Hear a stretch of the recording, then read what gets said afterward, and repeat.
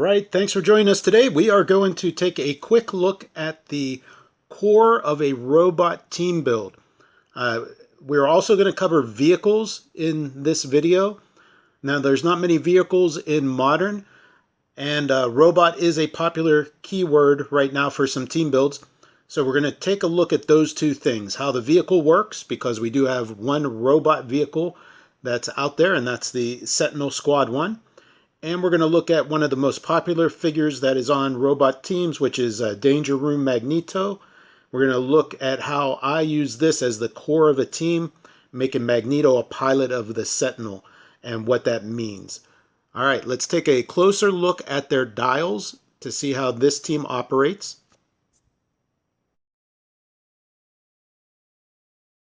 All right, first we're going to take a look at what vehicles do. If you haven't used them before, they can be a lot of fun. And this one, I think, is actually pretty competitive. There's been a few competitive vehicles in the past, like Overdrive.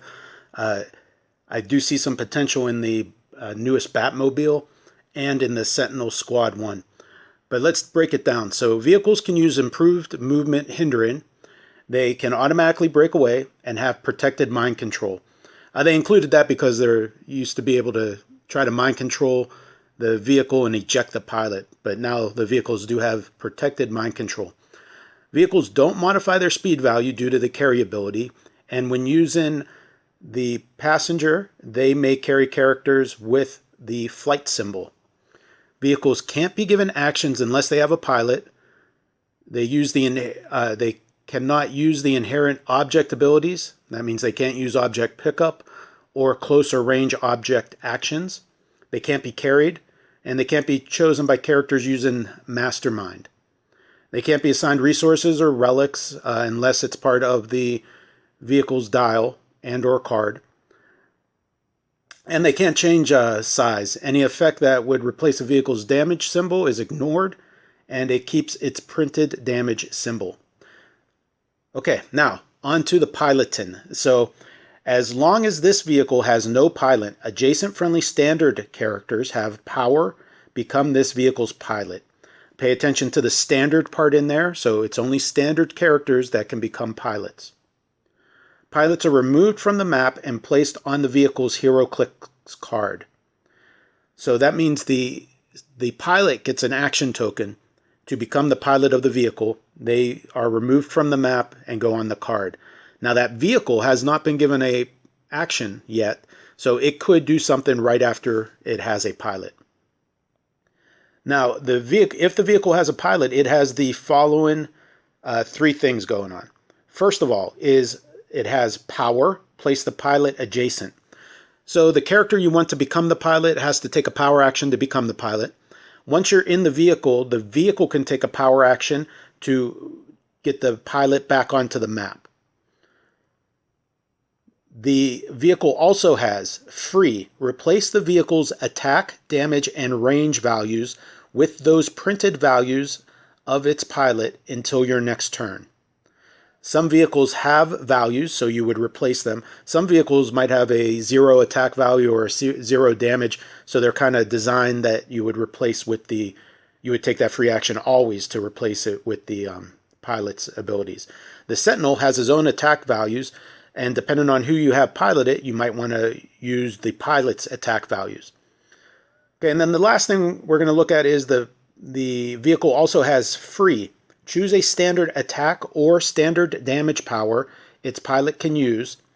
This vehicle can use the chosen power but can't use its displayed attack or damage powers until your next turn. Okay, two things to pay attention in there. You choose a standard power the pilot can use. So that means if they might have a special attack power, you can't choose that whole special attack power. But if within that attack power is a standard power, you could choose the standard power that they can use. The other thing is, if you do that, the vehicle's attack or damage powers, it can't use either of them. So the chosen power, the vehicle can use the chosen power, but can't use its displayed attack or damage powers until your next turn. Okay, the wrecked vehicles we'll go over real quick. So when the vehicle is KO'd, you generate a standard heavy object in the square, in one of the squares it occupied. Place the pilot adjacent to that square and roll a d6. 1 through 3, deal the pilot 2 unavoidable damage. 4 through 6, deal the pilot 1 unavoidable damage. The only thing to pay attention to in there is it's unavoidable damage, so your reducers do not kick in. Okay, let's take a look at the dials of these two figures and how those pilot abilities and replacements can really work to your advantage with this type of setup. All right, let's take a look at these two characters' cards. For Sentinel Squad 1, he has one trait, which is, or actually two traits. The first one is at the beginning of your turn, Sentinel Squad 1 may move one square. If an opposing character with X-Men or Brotherhood of Mutants keyword is on the map, it may move one additional square. So free movement, always good. The second one is Autopilot, Willpower, but only if Sentinel Squad 1 has a pilot. So he has Autopilot by itself. You remember that as we looked at the vehicle stipulations, the vehicles usually can only be given actions if they have a pilot, but if they do have Autopilot, they can be given actions. This one also has Willpower, but only when it's piloted. Okay, on Magneto, he has the Danger Room Construct trait, which is when he makes an attack after resolutions, give him an error token for each 1 in the attack roll, maximum 3. If Magneto has 2 or less error tokens, characters take a maximum of 1 damage from Magneto's attacks, and Magneto takes a maximum of 1 damage from opponents' attacks, and he can't be healed or chosen for Mastermind, and this is protected Pulse Wave. His other trait is if Magneto is KO'd by an opposing character for the rest of the game, that character can use Energy Shield Deflection. And then his third trait is Force Blast. When Magneto knocks back an opposing character, you may choose the direction of the knockback. Okay, notice that the Danger Room Construct trait is only for Magneto's attacks, where he can only deal a maximum of 1 damage. So when he becomes the pilot of Sentinel Squad 1, the Sentinel can copy Magneto's attack value and damage value and range, and that becomes the Sentinel's. So for a low cost of Magneto, and he's low costed because there's that constraint on his trait, you can pop him in a vehicle and then take full advantage of his high stats. Okay, let's take a look at those stats real quick.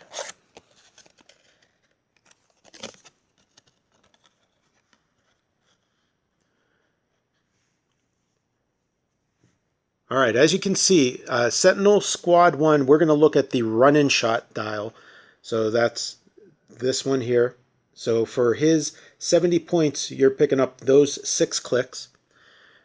He flies. He has a 10 attack or 10 movement run-and shot, a 6 range, 10 attack, 17 defense with energy shields, and a 3 damage. Magneto, for his 50 points, you're picking up 5 clicks of life. But we're most concerned with his top click, because that top click is going to stay in place while the vehicle takes damage, or if the vehicle takes damage. So you're going to have these stats to be able to replace throughout the vehicle's dial. So Magneto's coming in with an 8 range, 2 target. He has an 11 movement run and shot, 12 attack Pensai, 18 defense with toughness, and a 4 damage with range combat expert. The pieces of his combat values that you can replace with that free from the vehicle are the range. So the Sentinel's range will become an 8. The attack value, so the Sentinel will then be a 12 attack. And the damage, which will make the Sentinel a 4 damage. That's a free action, and that will stay throughout that dial. So 8 range, 12 attack, 4 damage, super good. The free action to either replace with the attack or damage power, that means you can be picking up Pensai, so 12 attack for 4 penetrating damage, or you could pick up the ranged combat expert, depending on where your opponent's at. So you could run and shot, pen psi, and then if you're in range for the next turn, you could replace the choose the range combat expert as the power and bump up that 12 or bump up that 4. So you have some good options and some extremely good stats for 50 points. Pop them in that vehicle and take full advantage of it.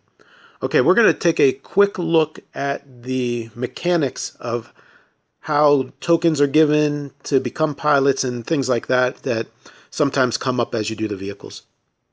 And just in case it comes up, your autopilot ability that the Sentinel Squad 1 has is detailed here. The autopilot means that the vehicle may be given actions without a pilot. When you do so, immediately after resolutions, deal this vehicle 1 unavoidable damage. All right, let's take a look at the actual workings of how you become pilot and how vehicles move. Okay, so with this kind of setup, you have your vehicle here and you have your potential pilot adjacent. So you would give the pilot a action token to become the pilot. He would go off the map onto the vehicle's card. Now this vehicle doesn't have any action tokens, so it's free to do its free actions to pick up whatever you want to pick up off of the pilot, and then it could do whatever else. So it could do its run and shot right away as soon as the pilot is in there. The question sometimes comes up, well, what happens to characters that go off the map when they have action tokens? And it's the same as anything else. So this would clear normally. So if this was turn 1, we get the action token. Turn 1 completes, your opponent goes. Turn 2, the vehicle can do something else. Whenever it comes time for the end of turn 2, the clearing phase, then this vehicle, the action token would go away. The pilot would still remain on the card. At some point, if the vehicle doesn't become wrecked and you want to eject the pilot, you would give the vehicle an action token, and then you would place the pilot in any adjacent square. Okay. Now let's see if the vehicle were to be destroyed. So if the vehicle gets KO'd, what would happen is a heavy object would be generated in one of the squares, and we'll use one of the die as the heavy object. Okay, and then the pilot would go adjacent to that heavy object. Then you would roll, and on the result of a 1 through 3, you would be dealing the pilot 2 unavoidable damage. On a 4 through 6, you would deal the pilot 1 unavoidable damage. Okay, those are the common questions that come up with vehicles. Hopefully this video gave you an idea of the core build of that you can use on a robot theme team. I didn't mention the point cost. So the Sentinel was 70, Magneto is 50, so that's only 120 points invested. You have a lot of room then to build out other robots on there. And for that 120, you get solid attack and damage and range values throughout a vehicle's dial before Magneto even pops back onto the map. All right, hopefully you enjoyed the video. Let me know what kind of robot theme teams you like in the comments below. Thanks for watching.